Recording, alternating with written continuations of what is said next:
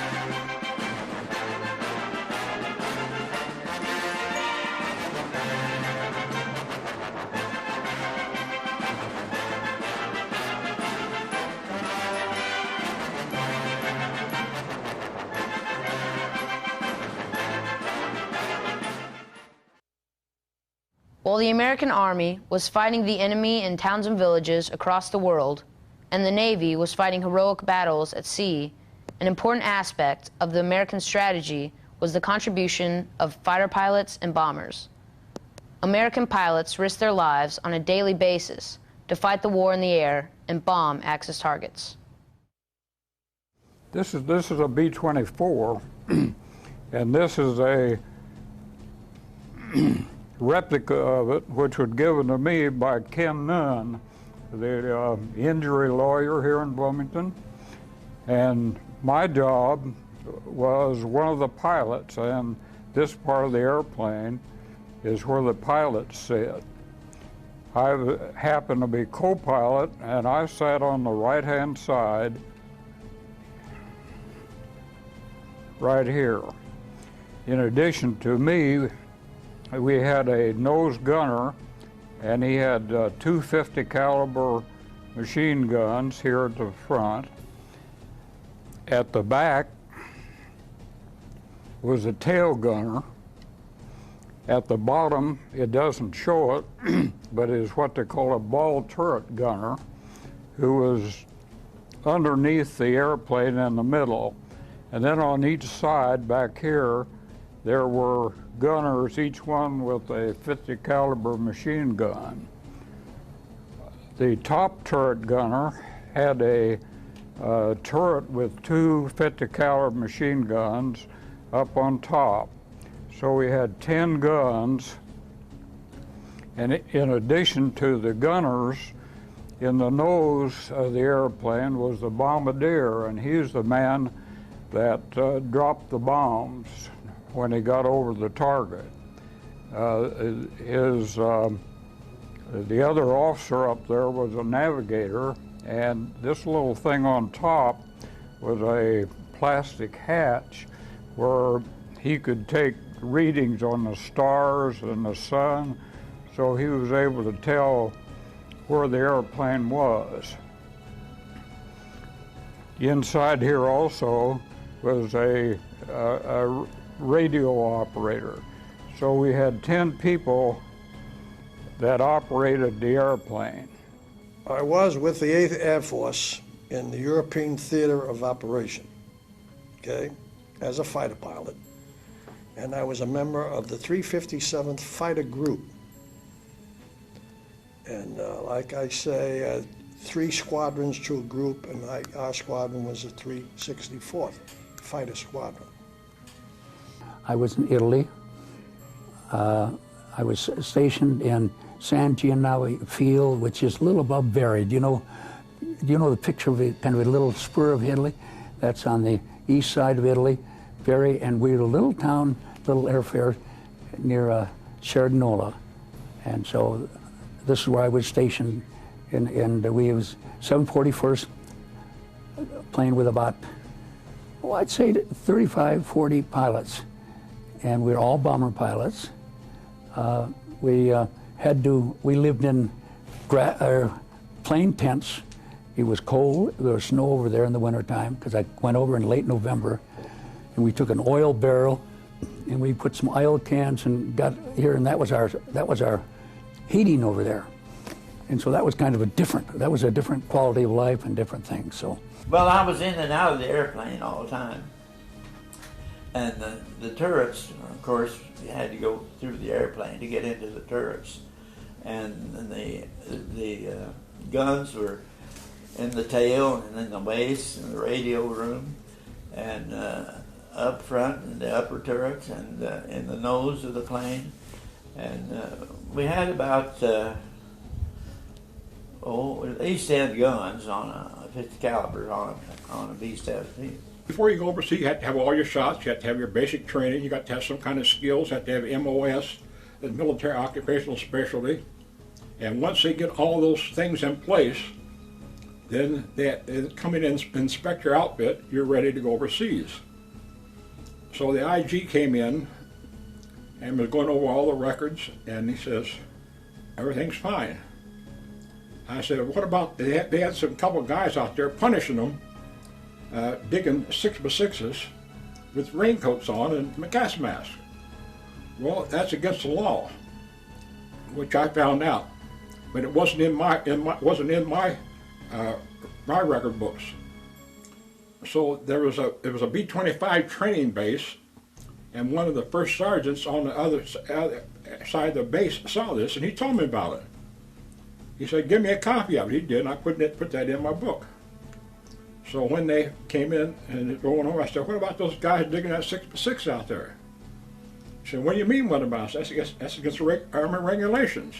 Not to my knowledge. I said, well, just a second. I pulled the book out and looked at it, and we had a man named Captain J.P. Neely.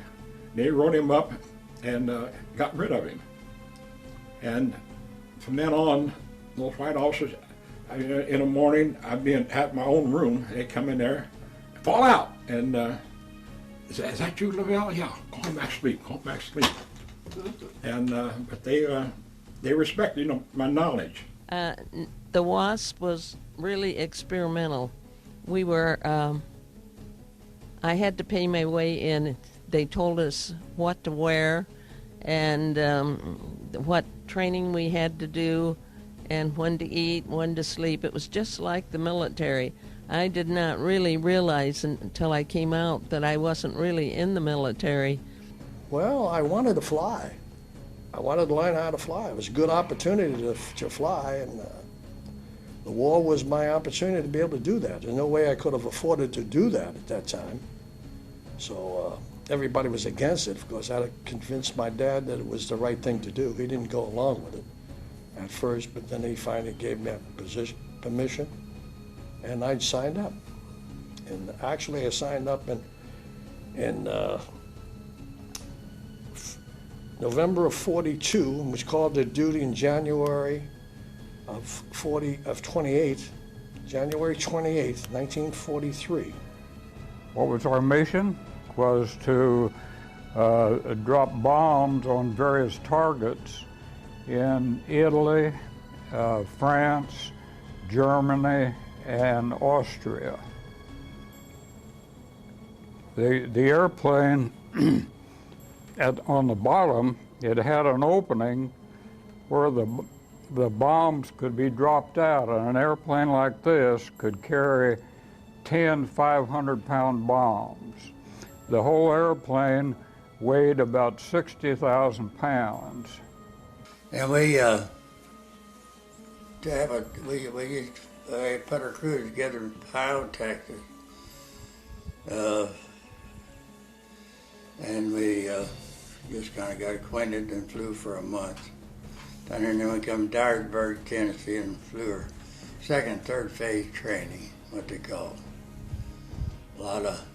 We flew down over the Gulf, night flying and stuff. And when we got down there, we was supposed to get a new 17.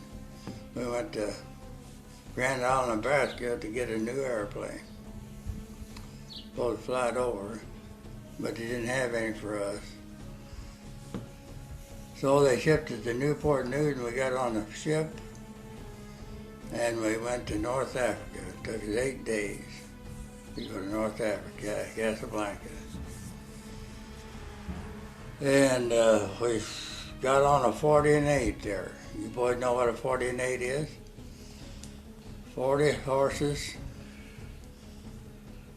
or 30 men. 40 men or 8 horses. Yeah. Yeah. I'll get it straight here in a minute. Elmer knows. But anyway, I rode that thing 8 days and nights across North Africa, from Casablanca to Tunis. And I started flying out of Tunis, and what did I do at that place? Well, here it is. First, I joined the 429th Squadron. It was in 1st of November, long in there. Early November, and the first mission I flew to Toulon, France. Sub-pins up there. And that day, the Germans attacked us. I don't know if, of course, everything new to me. They barrel rolled down to the formation of firing. Well, they called that their Goring's outfit. They had them ME-190s. They had rodeo engines, and the nose was painted yellow. Them boys just barrel rolled down to their firing. But like I said, I don't think any planes went down that day. But like I say, we finally, I forget this here, exactly how many missions. One of them flew 2 missions out of North Africa, I guess, maybe 3. Then we moved up to Italy. When I got over there, I was sent down to the island of Kyushu to Itazuki Airfield, and it was still closed. They were repairing the airfield, extending the runway to accommodate B-29s, and even half of the taxi strip was being repaired, and our pilots got tired of waiting to fly, and so they went up to the north part of the island and picked up our airplanes and landed on half of the taxi strip, which was still gravel, and they brought our small aircraft back, which were L5s. They were Stinson L5s, and the colonel immediately assigned me to fly down to Nagasaki in an L5, and a few days later he assigned me to fly up to Hiroshima in a Canadian Norden Norseman to photograph Hiroshima, and that's how I happened to take the 2 most important jobs that I took during the service. And after that, everything else was done in the Stinson L5. I took dozens of bomb-damaged cities, all the fire-bombed out cities in the Stinson L5. They were all bombed out with fire bombs. Now, I was in the Ferry Command. There was about 26,000 applications to go into the WASP. 1,800 were accepted, and there was 1,200 that actually got the wings pinned on them. But they did many things. They were flight instructors, they towed targets, and whatever the government wanted them to do, this is what the WASP did. Then we went on to Transition Fighter School. This was in Florida. This was a P-40. Remember the P-40 Tiger? Remember the Flying Tigers group? They flew the P-40s, which was a fighter plane all the way around.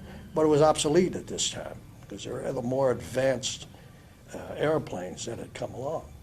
But we flew this because the horsepower was twice the horsepower rate of the AT-6, the trainer.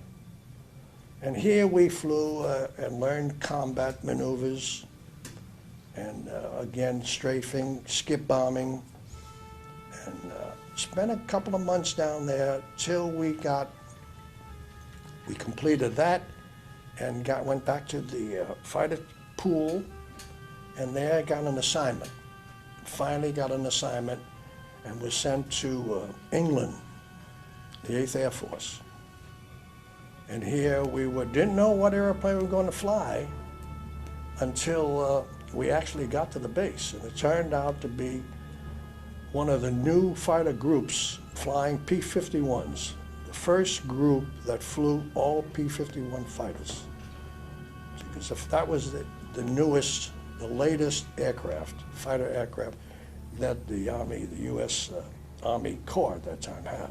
Well, we had a pilot crew of 10 people, pilot, co-pilot, navigator, bomber, and we had, in a B-24, the role, I was the captain of it, the boss, and the officers would sit, we had an officer's tent and place to eat, and they had to eat in another one, all the enlisted men.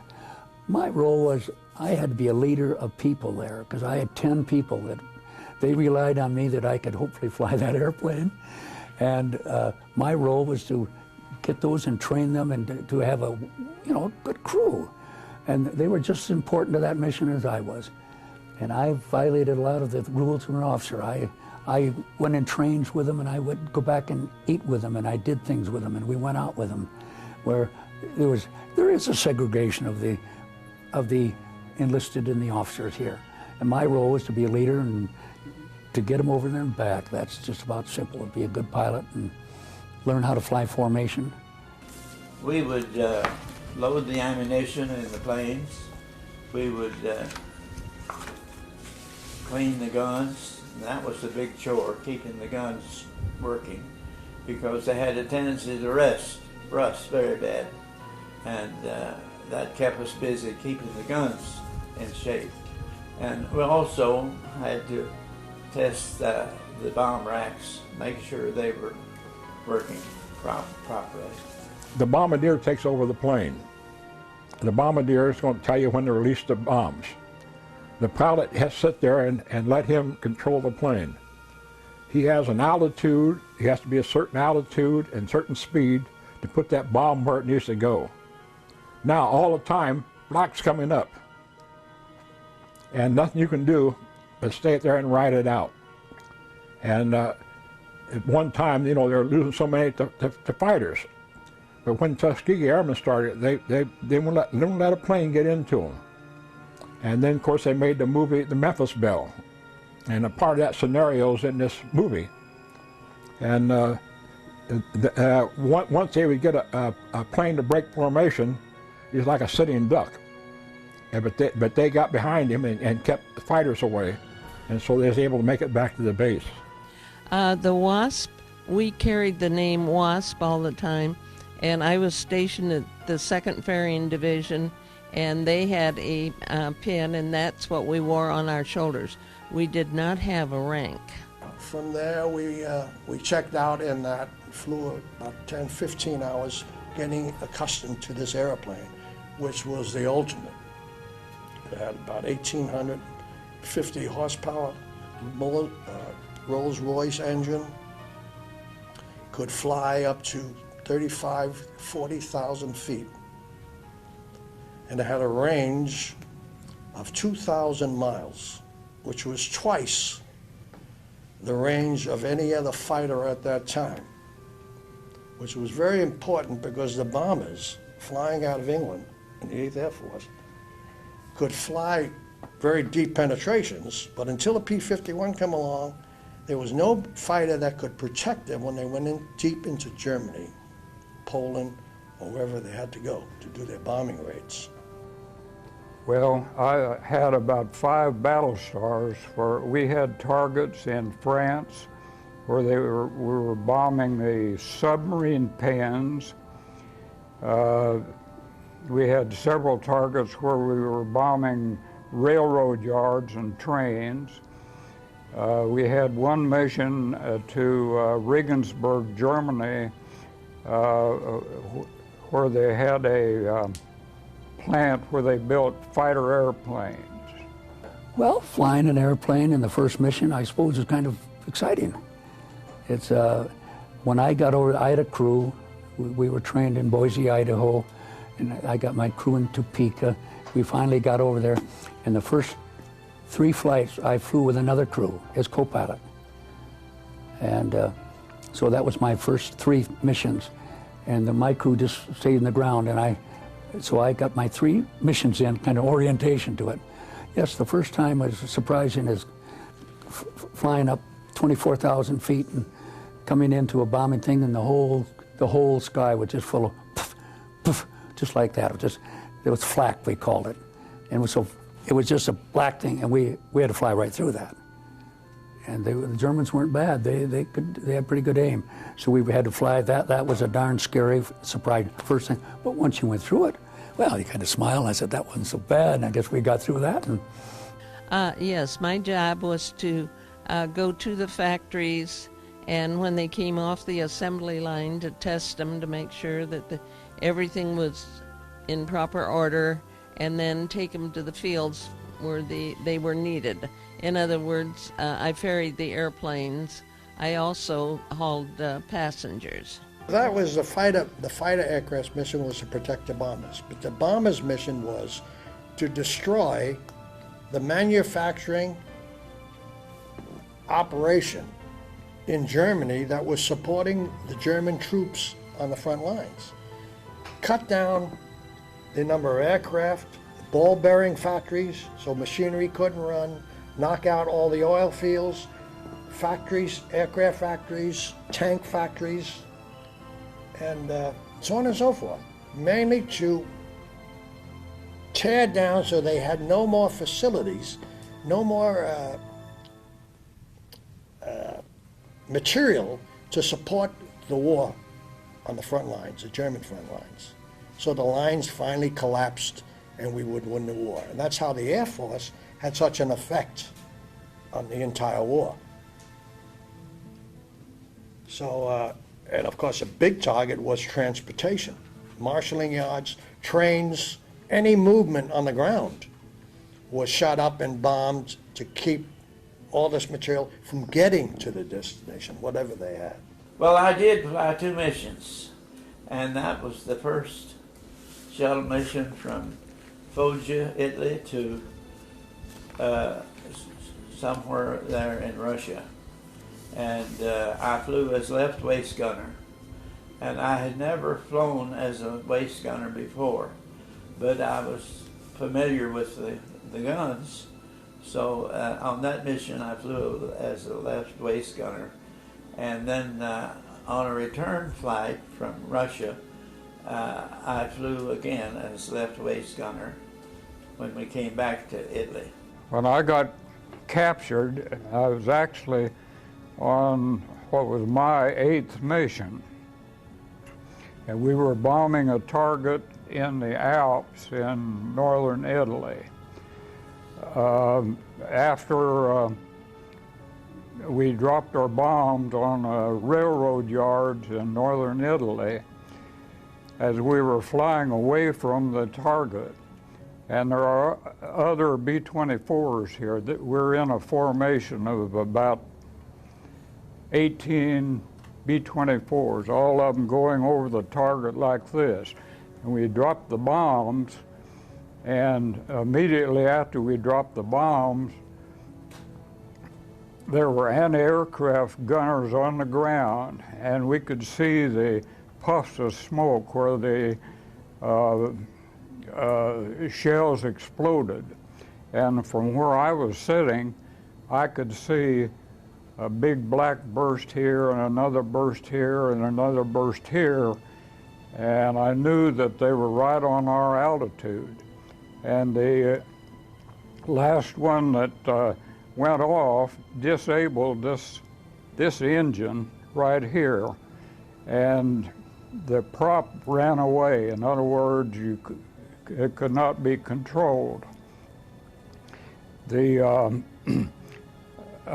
propeller was going so fast that eventually it would have come off and run into the airplane. Because we couldn't control the propeller,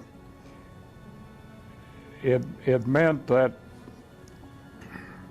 the propeller in effect acted like a brake. Instead of the airplane going this way, it was being slowed down because this propeller just acted like a brake pushing against the air, which meant that we couldn't continue to fly at the speed that we had been.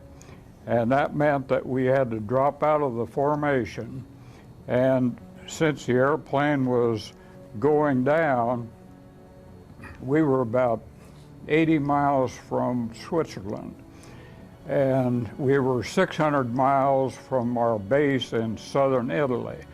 So the navigator said, well, let's try to get to Switzerland. So as the airplane was losing altitude and losing speed, and we turned to go to Switzerland. But because of the mountains being so high up there, the airplane got down lower than the tops of the mountains, so we saw that we weren't going to make it to Switzerland, and we had to tell the crew to jump out.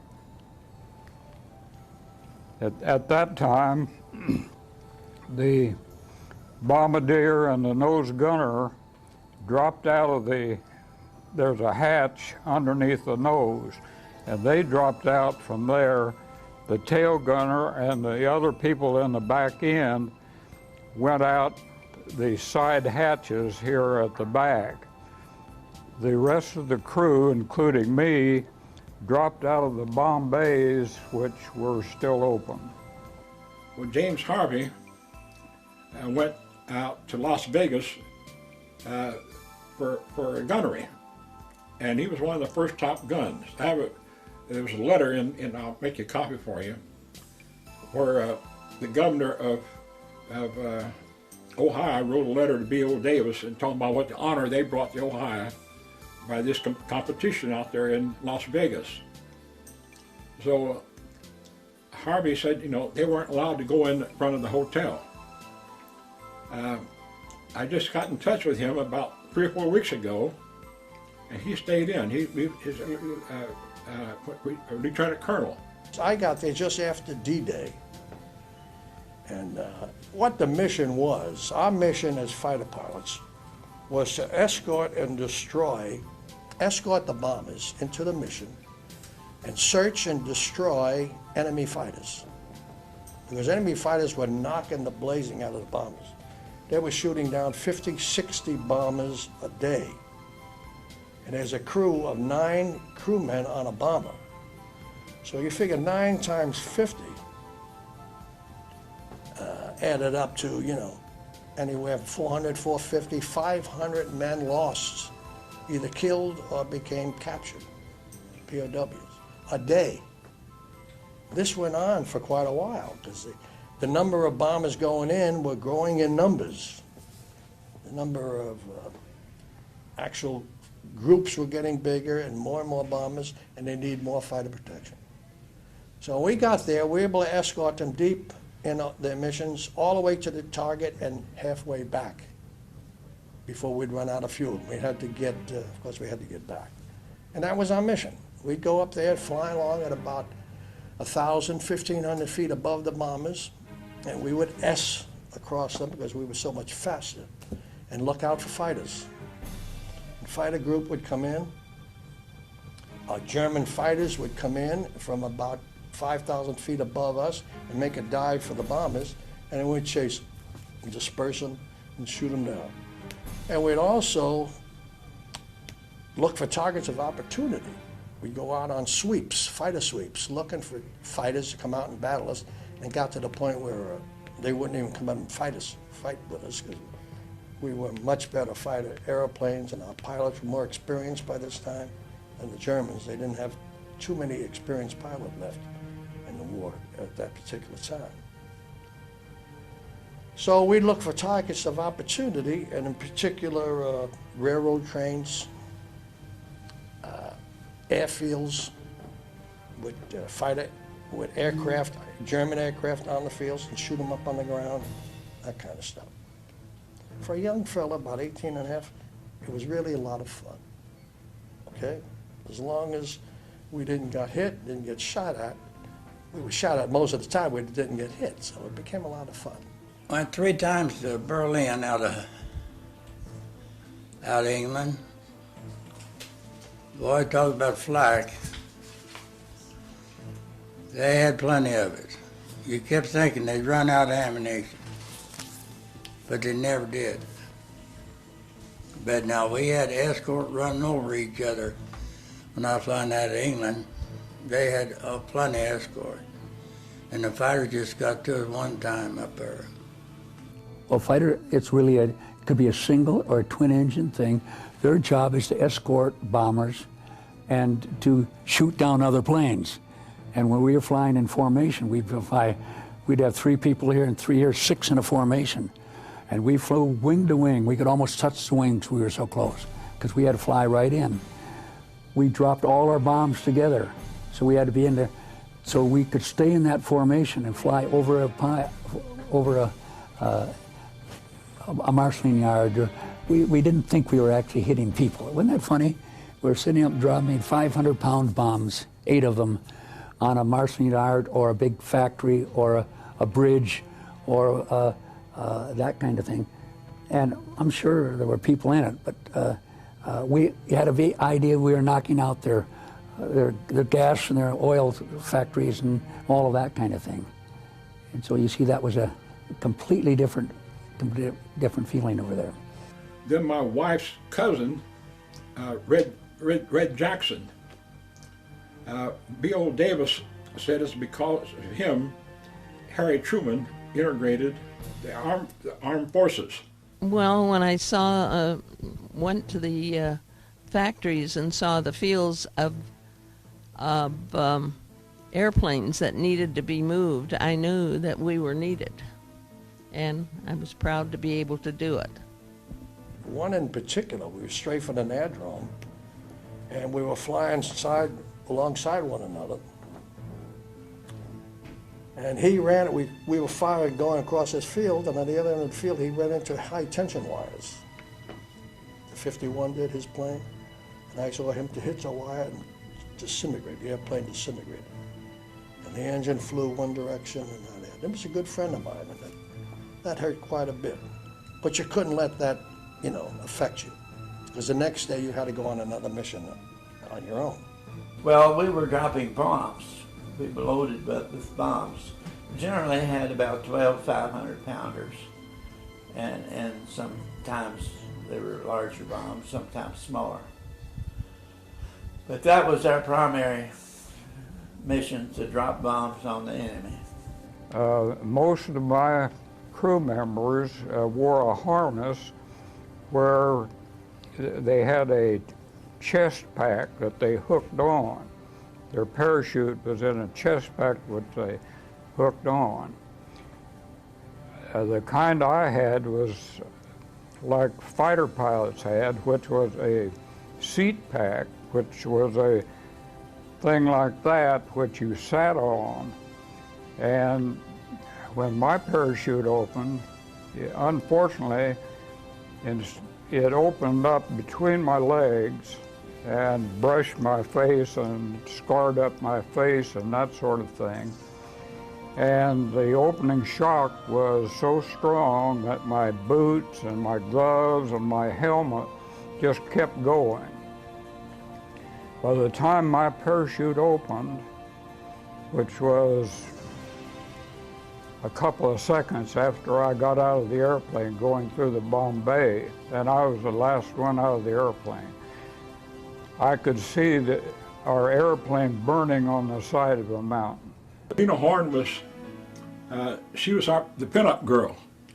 She spent about 2 days there. And so I got to take several pictures of her on the parade ground, and then in a regular outfit, then this picture here. So I got the negative, and so these guys made a couple hundred pictures, and we distribute them down there on the base. We went on some what we call milk runs, which was easy missions escorting the bombers, and we'd get no enemy fighters coming up, and it was an easy mission. Others were deep penetrations, and groups of German fighters would come up and try to get to the bombers and strike. When the 51 joined the battle over there, the number of losses to bombers dropped appreciably. The numbers went way down. Even though there was more bombers going, a lot less bombers were shot down.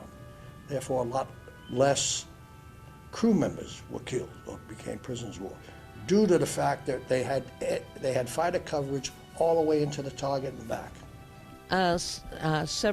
38 girls lost their life in the WASP. They were killed in training or for different reasons, and the parents had to pay to have their bodies shipped home. A fighter pilot, they just go escort it, go home. And they're there if somebody comes up to shoot us down, they're supposed to take them out.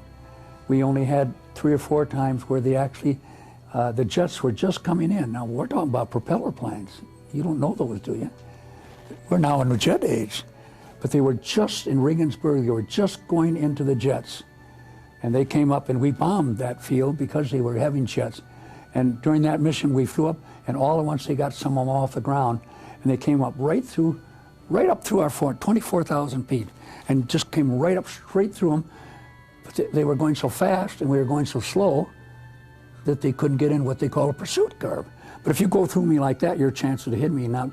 But when you come in a jet, they come in here, they have to come back behind you and then hit you this way, you see. And so that's what they call a pursuit. And we were going slow, and they come up here and ping, ping, and they go through us. Well, they went in and made 3 or 4 passes, and they were gone.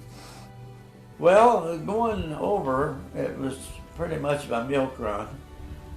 We didn't meet any enemy fighters, and very little flak. But coming back, it was a different story.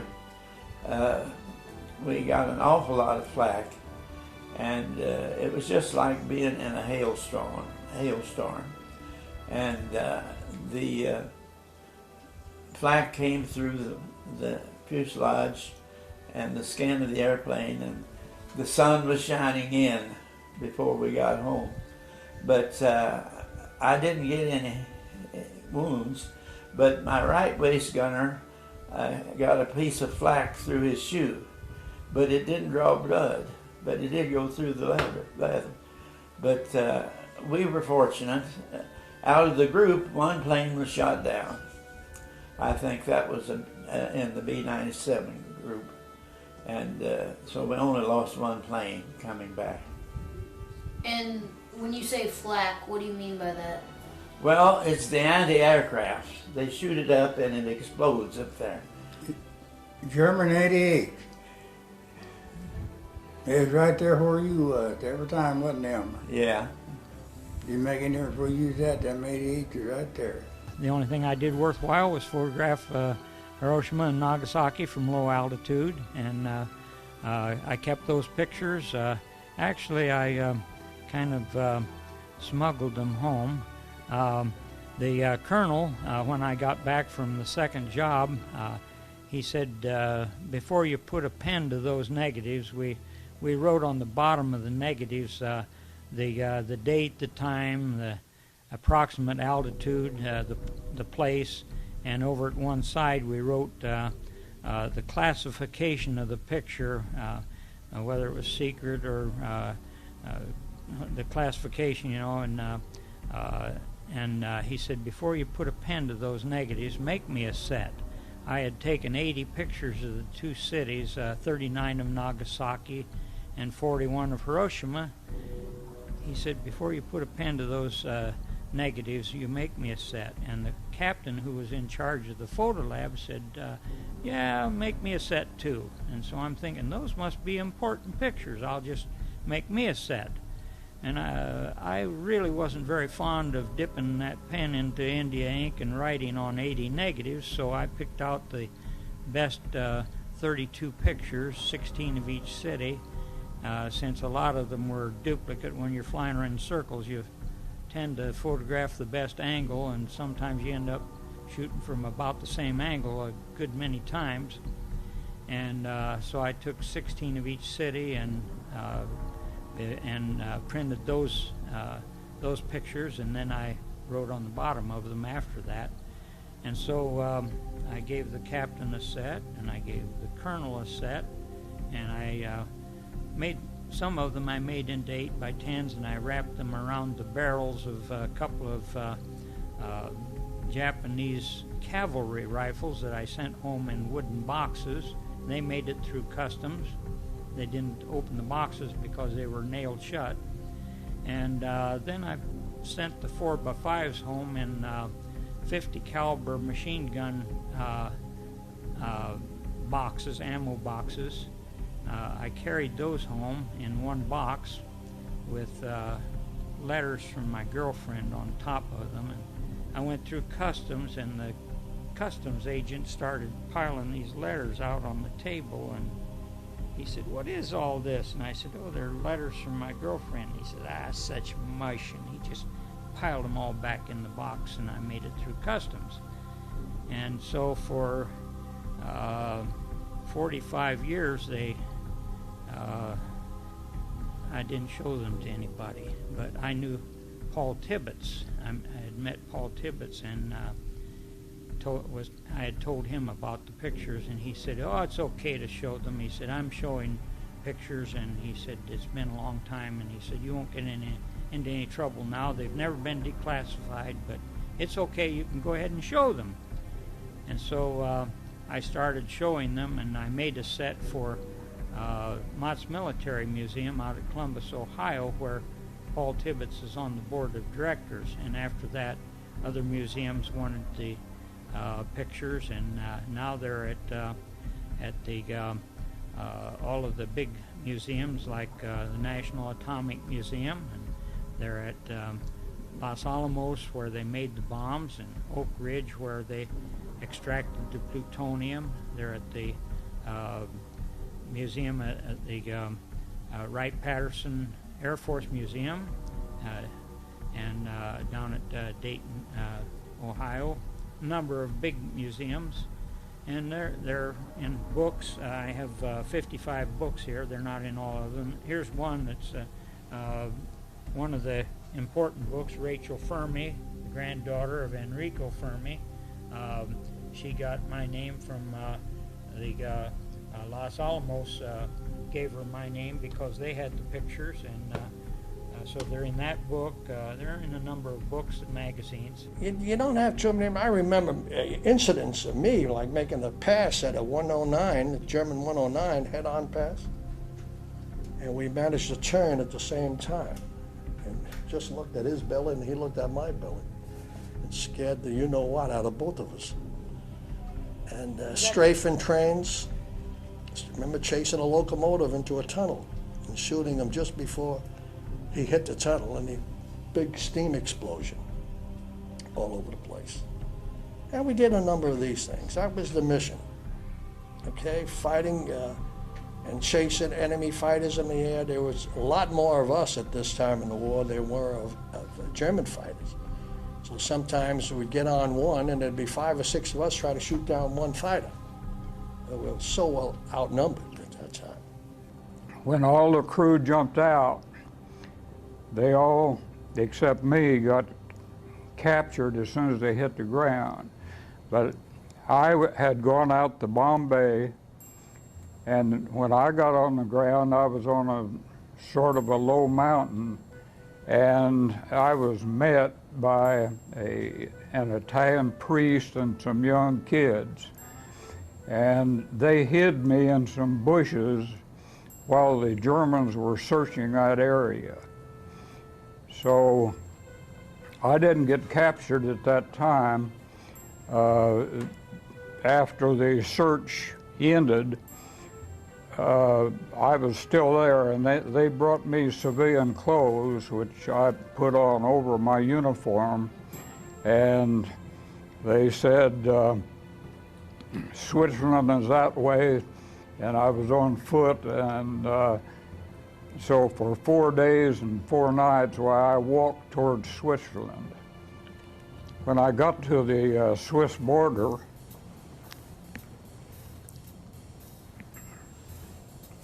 I was captured by the Border Patrol, and I spent several nights in Italian jails on the way to a place where they called it an interrogation center. When I got to the interrogation center, the rest of my crew had all already been through there, and they had gone on to North Germany. They kept me there in the interrogation center about 2 days, and they had 2 German soldiers who were going on leave to North Germany, and they escorted me to prison camp, which was on the Baltic Sea, which was clear up on the north end of Germany. I started out in the PT-19s, then went to the BT-13s, AT-6s, UC-78 for the twin-engine time, and then I was based at Wilmington, Delaware, and I flew a little bit of everything from AT-11s to, I got my first instrument ticket on a DC-3. I've got C-54 and B-24 time, and a lot of airplanes in between. Yeah, there was a location that we were supposed to hit, yeah. But the bombardier, that was his job to hit the. He flew in the nose, and he had a bomb sight, and he set certain calibrations into it, and when we passed over the right spot, well, he dropped the bombs. That's the big experience. The most exciting moment is when I got shot down, that particular day. I suppose you want to hear about that. It was in March 2nd, 1945.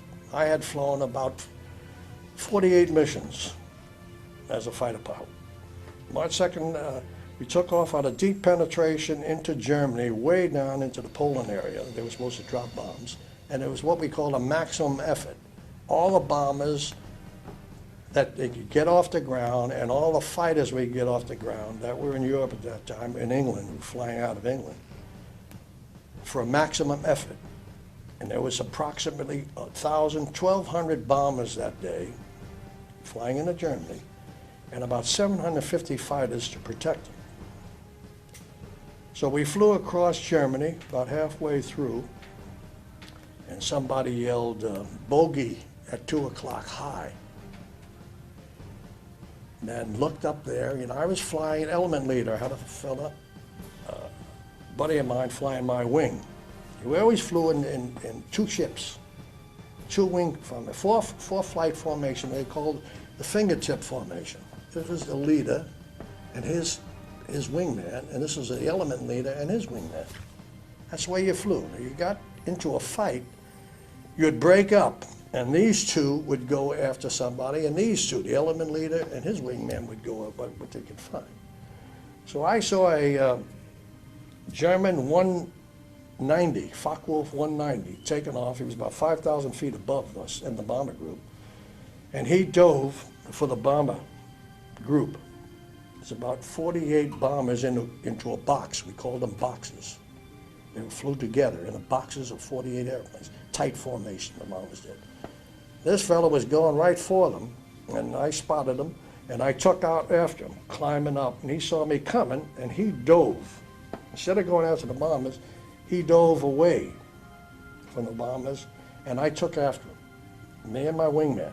Always the wingman stuck with me, okay? His job to protect my rear end in case anybody snuck up behind me, because I was concentrating on shooting on this fighter.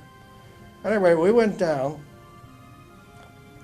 and I could remember hitting what we call compressibility.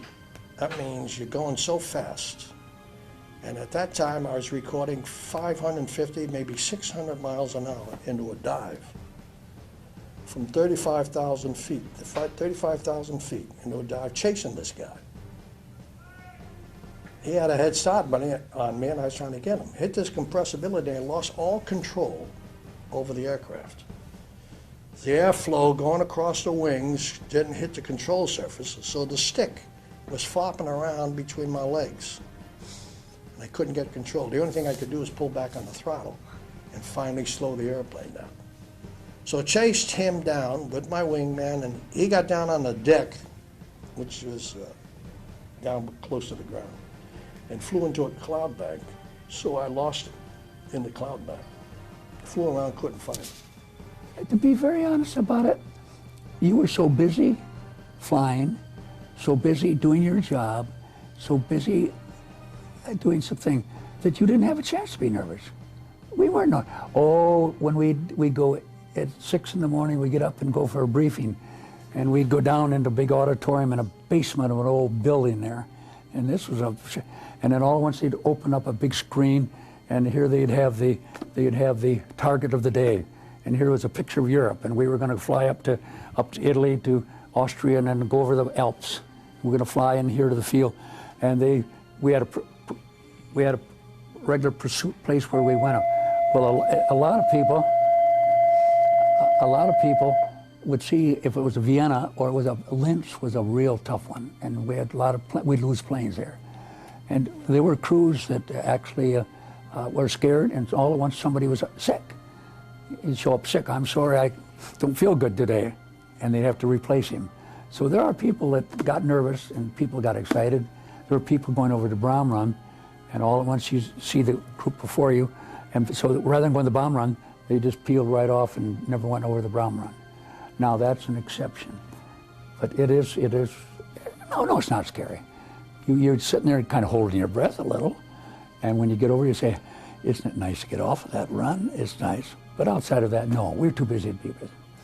Well, I was well treated, except that none of us had really as much to eat as we would like to have had. I was not mistreated like some of them might have been in, say, prisoners in Japan. As it was, we WASP did volunteer for overseas duty, but the government was not ready for us yet. If I had flown over during the war and been captured, that's what would have happened. See the head chopper?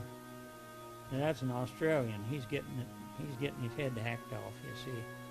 But if I'd have crashed during my flying over after the war, nothing would have happened. If I'd have parachuted out. And incidentally, while I was flying over, I was flying in the Canadian Northern Norseman, which was underpowered. It was supposed to have a 600 horsepower engine in it, and it had, we had 3 of them, and the engines in all of them were burned out, and they put a 550 horsepower engine in it. We hit a, they called it a downdraft then, and I think today it was wind shear, because we slid 200 feet sideways, and I was pinned against the roof and the side of the plane like this. I floated in midair and slammed against the door when we hit the bottom of a 200-foot slide from 800 feet down to 600 feet, and the door popped open when my elbow hit the door, and I could see 4 inches of air.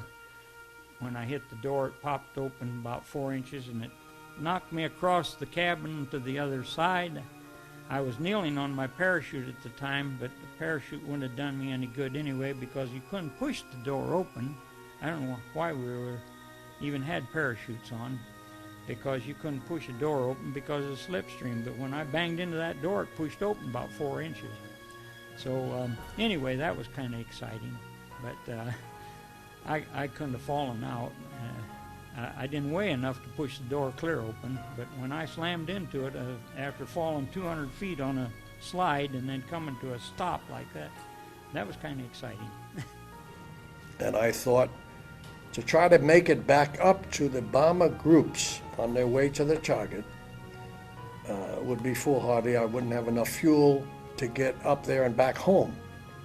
So I realized what I had to do was look for a target of opportunity somewhere in the area that I could shoot up and, make the mission somewhat useful. So that's what we did. That's what we did. We got together, my wingman and I, we flew around for a while, and about from 1,000 feet, I looked down at this place, this field, and I looked, and I couldn't quite make it out because it was so well camouflaged. Germans always did a good job of camouflaging their airplanes on the ground. But I was able to make out the fact that there was in fact, bombers and fighter planes down there, brand new, all nicely lined up and everything else. So I says to my buddy here on my wing, I said, look, we're going down and we're going to make a pass at that field. So we flew out about 5 miles out from the field and went down on treetop level, full throttle, treetop level, and come across the fields and shot up the airplanes. We were sitting right there. We shot up a number of airplanes. He hit a couple, I hit a couple. We went through, got on the other side, and I asked him, I says, anybody shooting at us? He says, no, I didn't see anybody shooting. And I said, well, I didn't see anybody shooting at you either. So let's give it another try. Now, this is a foolhardy thing to do. When you make up one pass across an airfield, you're supposed to pass and go home.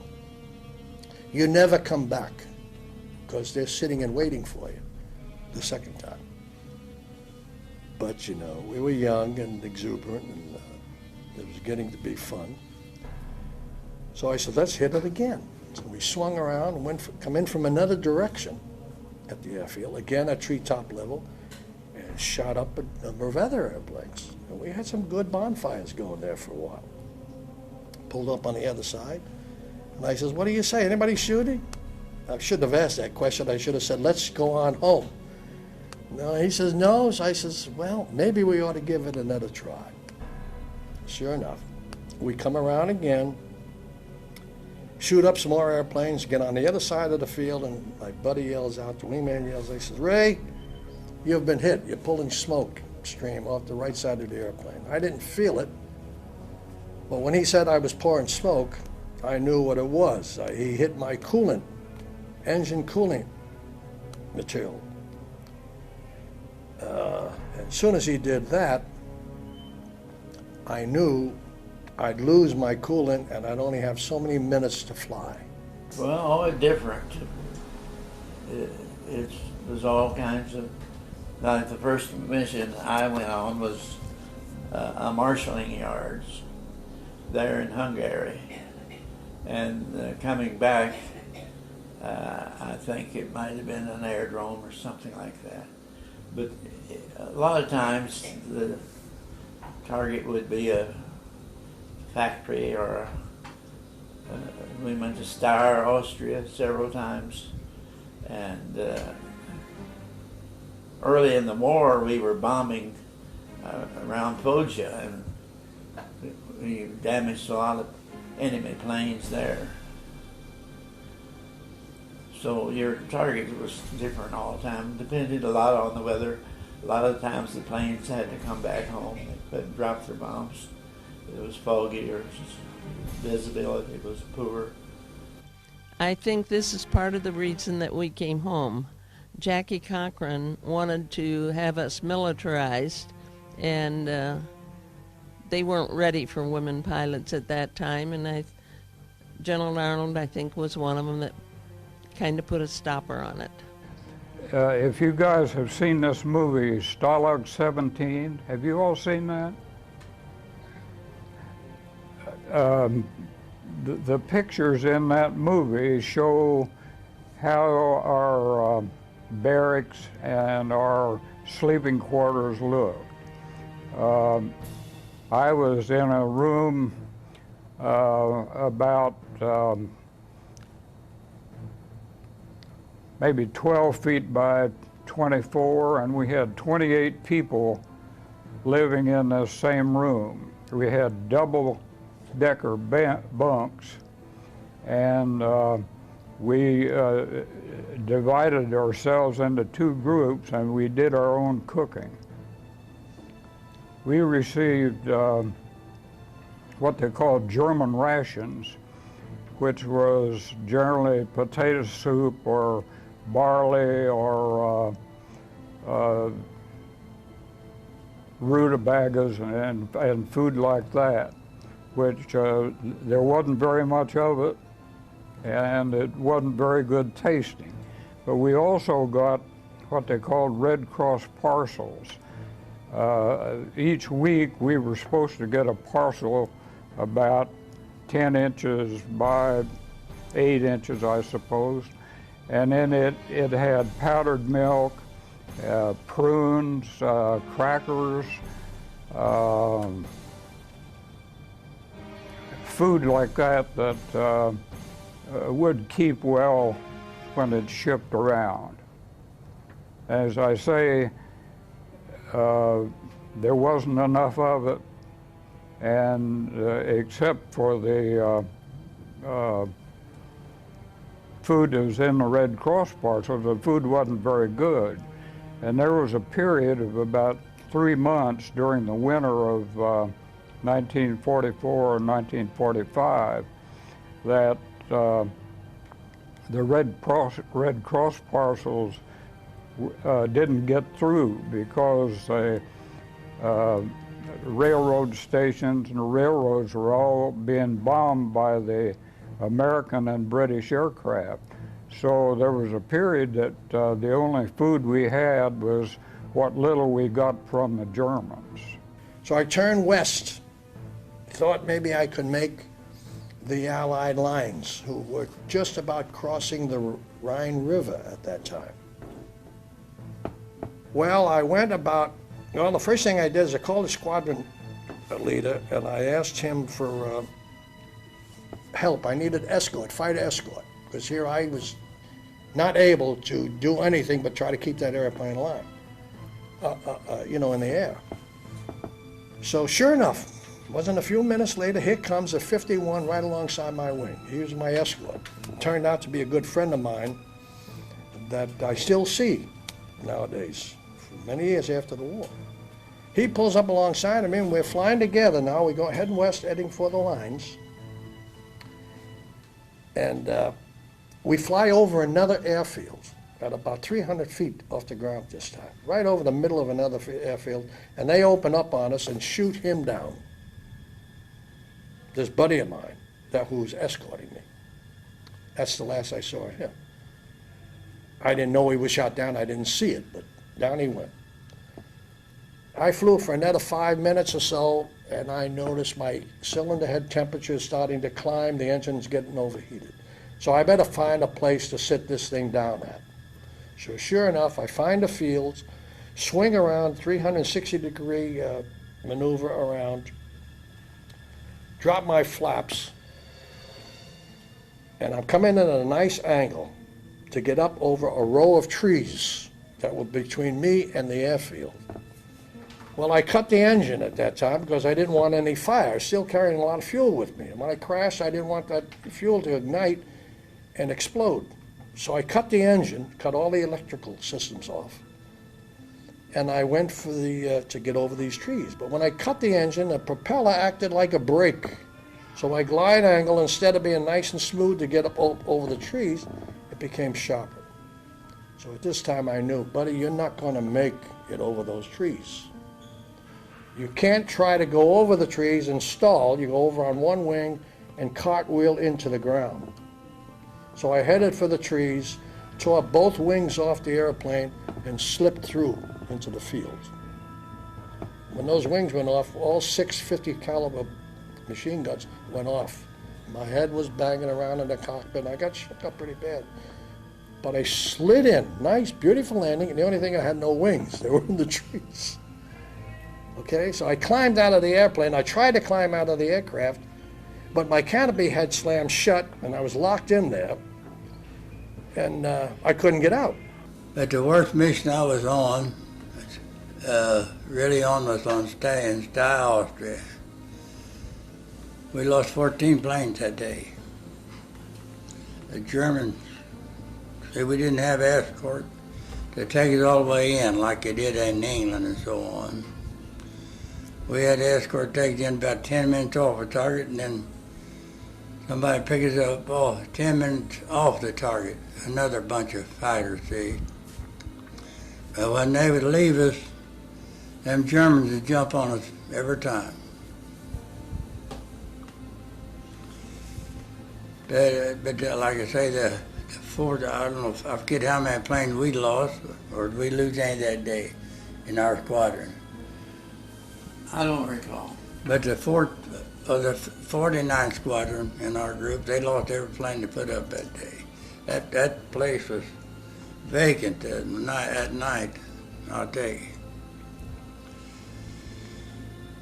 But anyway, our ball turret gunner, he was flying with another crew the day I left Italy to go to, they took us, so many guys off our crew, what was left, and put them with some other boys and sent us to England. And that day, our ball turret was flying on a different crew, and he got killed in Yugoslavia that day.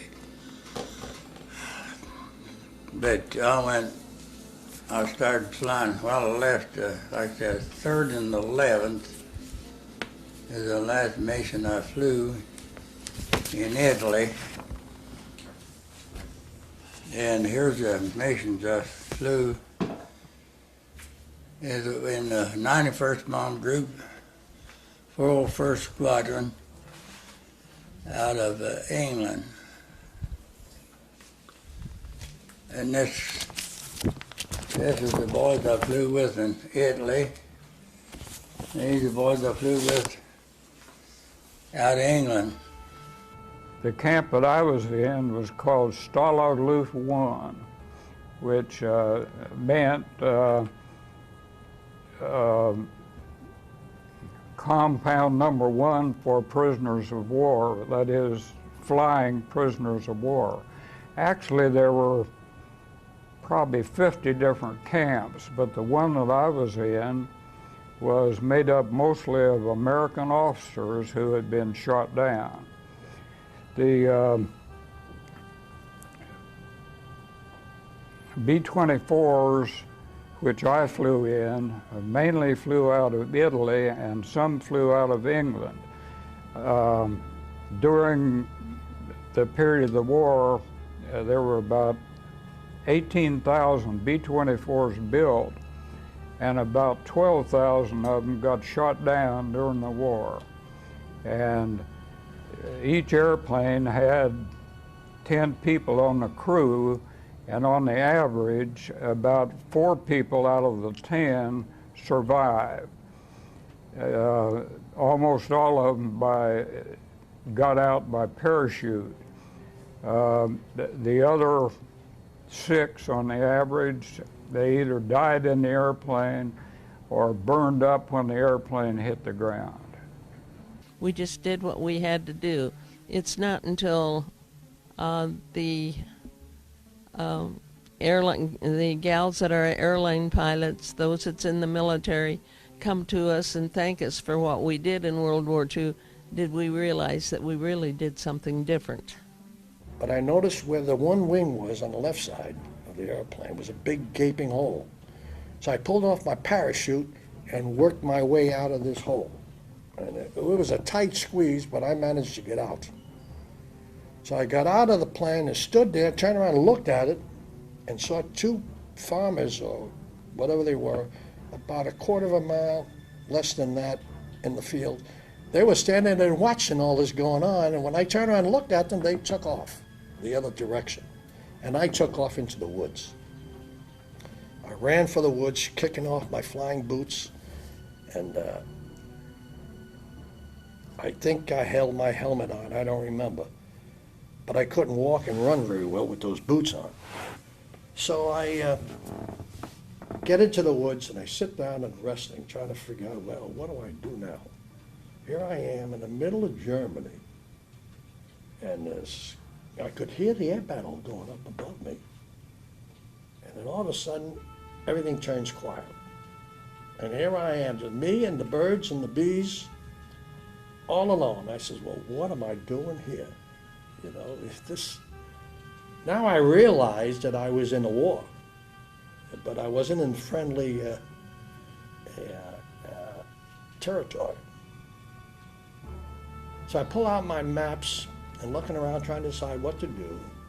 And here comes 3 or 4 youth organizations, kids about your age, going through the woods. I don't know what they were looking for, whether they were looking for me or what they were doing. So I was laying there with the map stretched out in front of me. I was down in kind of a gully, and this one youngster comes right towards me, almost steps on me, and he sees me, and of course, just scared the living daylights out of him. And he turned and ran, and the other kids turned and ran with him, and I took off further into the woods. So I run across, half an hour later, I run across 2 laborers, Russian laborers, who were in their woods chopping wood for the Germans. Okay, this is what they used to do all day long. So I stopped and asked them if they would help hide me, because I knew the whole countryside was going to be out looking for them. So the old man, there was the old man and the young man, about 14, 15, I don't know what his age was. And he wanted to hide me, he wanted to help, but the old man was afraid to, because he knew what would happen to him if they found out, the Germans found out that they were trying to hide me. You know, they get shot right on the spot. So he says, no, wait, you know, we're talking broken. I was talking broken English, you're trying to, you know, understand them. And I had an escape package with me, which indicated when I wanted to say something, will you hide me? And alongside of it was in Russian, will you hide me? And that's the way we communicated. So finally, I realized I wasn't going to get any help this way. So I said goodbye, and they said goodbye to me, and we wished each other luck, you know, and I took off. When I continued to go on through the woods and ran into some hunters who were probably out looking for me. There was about 4 of them with dogs, barking and they were having a great old time. And they slid by me. I hid behind a tree and they just walked right on by, never did spot me. So I come out, finally get on the other side of the woods in this open area, and there's a river. And somehow I got across this river. It was only about 30, 40 feet wide. I don't know how I got across. But I got on the other side and I turned left and I see a town. Oh no, there was, after a while you get to expect that, well, I gotta say this. I arrived in 1943, and at that time, the gentleman here, he was in V-Day, right? At that time, the war was, we were in pretty good shape. We ruled the air at the time. I mean, we didn't have fighters come up. There were a few fighters, but we had P-41s and P-38s to escort all our missions over Germany. We flew over Germany and Austria. We flew as far up as Berlin. We were up in Vienna. We were in Oswego. Well, all the flights here, I was in 24 flights. 24 flights in there. And the interesting thing, I'm a little off of this, but I found out later on when this book was published, and my son sent it to me. And here's Stephen Ambrose. Do you heard of this, The Wild Blue? Any of you have ever seen this book? This is all about World War II of a B-24 pilot in Italy versus the B-17 in England. All the B-17, you heard a lot about a B-17, they flew over Germany. We were 24s, we were in Italy, you see. And so we were, and I found out later on when I read this book, this is all about George McGovern. Any of you know who George McGovern is? You ever heard of the name George McGovern? Okay. He ran for president of the United States, probably before some of you people were born, I guess. I'm not sure what year. But he's a very famous politician, ran for president, was defeated. I found out through this book, it's all about, they needed a lead character and it carried through. And so tell the story, the B-24 in Italy, it tells the whole story. Everything about our training, where we started, what we did, our first flight in basic and basic training, and advanced. I went to West Point for my advanced twin engine training. So it tells the whole story. And I found out that George McGovern he went over to Linz and December 18th, and I said, darn it, I went to Linz on the 18th. And then I went to start reading the next sergeant. He went over to Oswego. That was Oswego was you probably hear in the Jewish of the camp where they were the Holocaust and everything. I flew a mission over there that next day. And so I went up in my attic and got my flight logs. And I have these 26 missions. And I went down and I looked at it, and I found of the 26 missions, 17 of those missions I was flying with him. Now, 50, 60 years ago, George McGovern, he said, George McGovern, out of 40 pilots, I didn't know him from Sikkim then. I mean, you kids, I didn't know him then. Of course, then I knew him as a very famous American. Well, I ended up 17 things with him, so that was kind of an exciting thing. Well, all of these up here are mine. This is Hiroshima, and this is Nagasaki, and this is my article out of the Air Force Friends Journal from the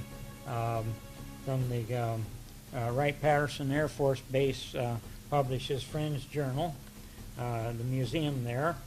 And these are pictures that I got from various members of the crews that were on the two missions to Hiroshima and Nagasaki. And I thought if I could get to this town and skirt around it, I could maybe hop a freight train at night or some kind of a train and work my way up to the North Sea near Denmark and maybe get on a boat and go on into Sweden and get out of this place. Well, I get down there and I noticed no people in the town. At least I didn't see anybody. I was quite a distance off, and I was getting ready to veer around. And I get so far, and the whole town, the whole population comes at me. Kids and grown-ups and old folks, farmers, with pitchforks and shovels and everything. Luckily, they had no weapons. And I had no weapon because we were told not to carry any weapon, a .45 with it, because you're not going to shoot yourself out of Germany. You know, so you might as well leave it home and you go without any weapons and not tempt you to shoot at anybody. If I did, you know, I'd be all over for me. So they captured me, and we went in and they interrogated me. There's only one woman in the town who could speak broken English. She was the miller's wife, which was the baker's wife. And I handed out dehydrated candies to all the kids, trying to make as many friends as I could. And finally they called the neighboring town, which was a few miles away, and they came in and picked me up and brought me into this town. I forget the name of the town, and they took me to the police headquarters, and the town burgomaster, who was the sheriff, I believe, and they interrogated me, and I wouldn't say nothing other than my name, rank, and serial number. That's all we're supposed to say. You don't give away everything. So they were upset with that, and they marched me across town with some German guards, and as I went across town, the crowd started to grow around me. And the closer I got to where we were going, I guess, the crowds got bigger and bigger and bigger, and they were starting to call me names, you know, and yell and swear and all this kind of stuff. Finally got to the place I was going, which was an airfield. They had a fence around it, and there were some German guards in there who come out and grabbed me and dragged me in beyond the fence, because the civilians were ready, you know, to string me up. There was lots of stories about airmen getting strung up in Germany by civilians because of what we had done in bombing and destroying, you know, the whole area. You can understand that. I understood it. I didn't know it. That's what they were thinking. But I get into this field, and they had a couple of cells in there, and here I meet my wingman, who had been previously shot down. He got there before me, and you know, just great to see him now. You know, he's somebody. You know, the old story about misery loves company. So we were together. Well, it's been 60 years, so I do have some memories.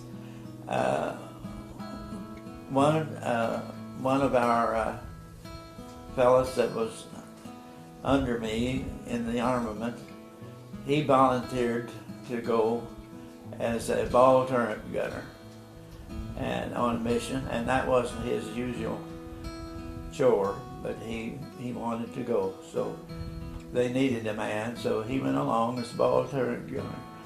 And they were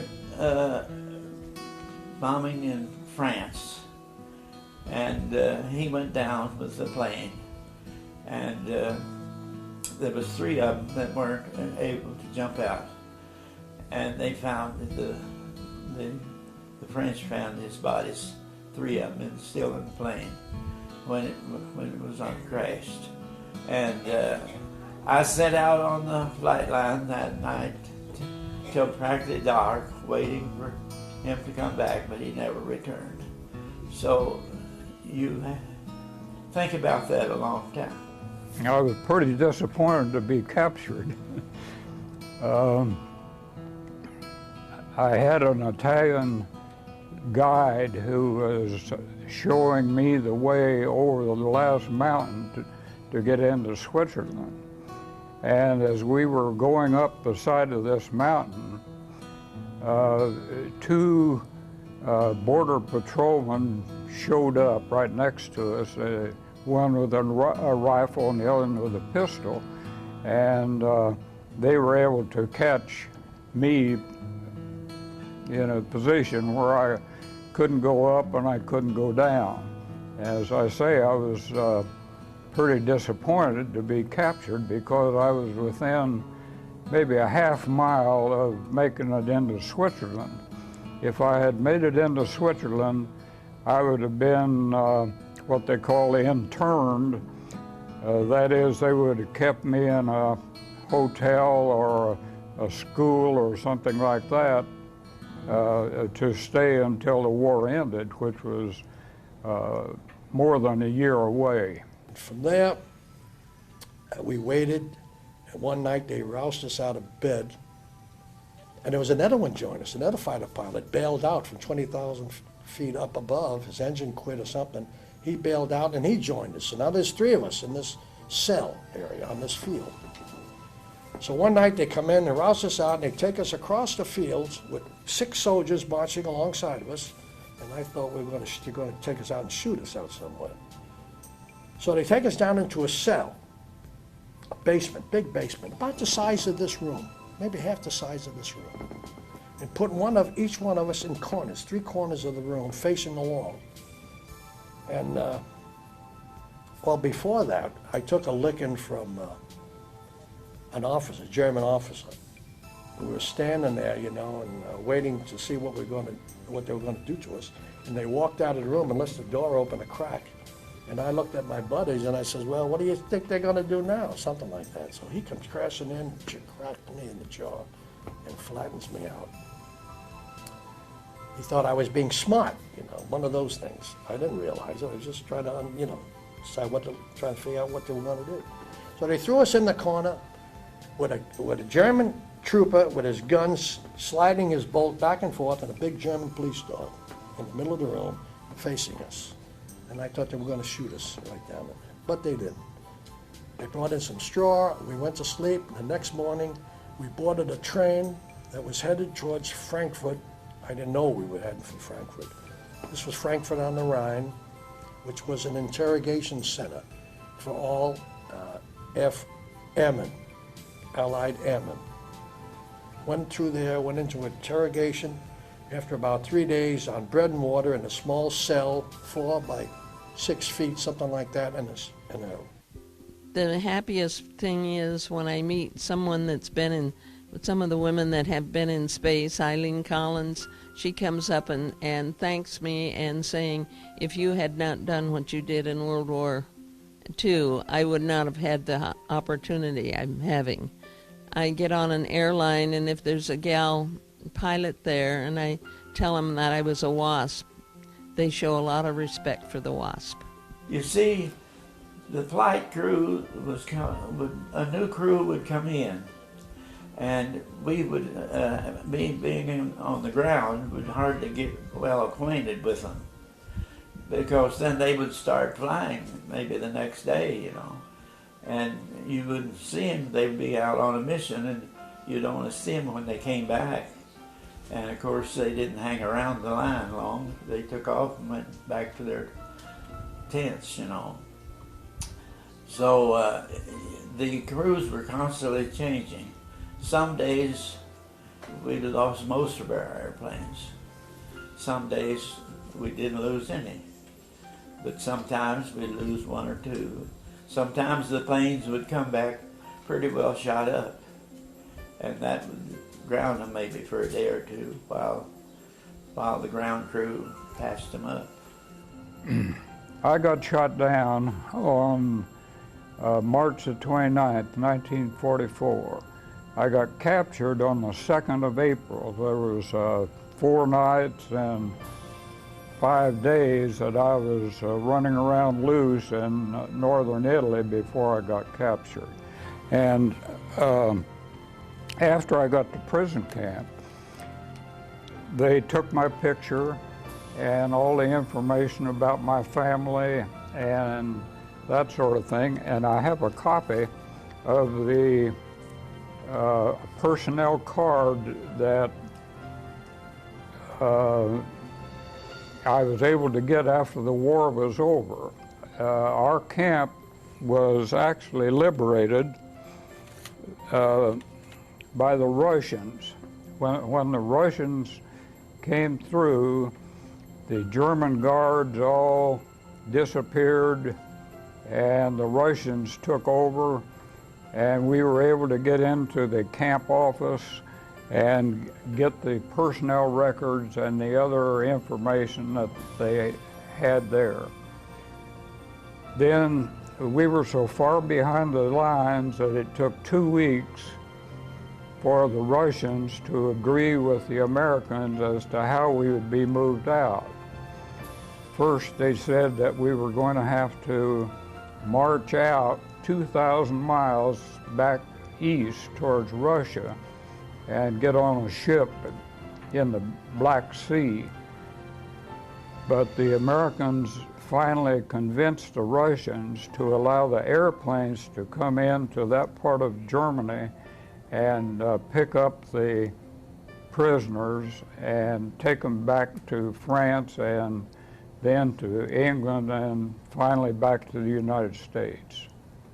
The next morning we woke up and they put us on a train that was headed to Frankfurt on the Rhine River, which was where I guess the Allies hadn't crossed the Rhine at that time as yet.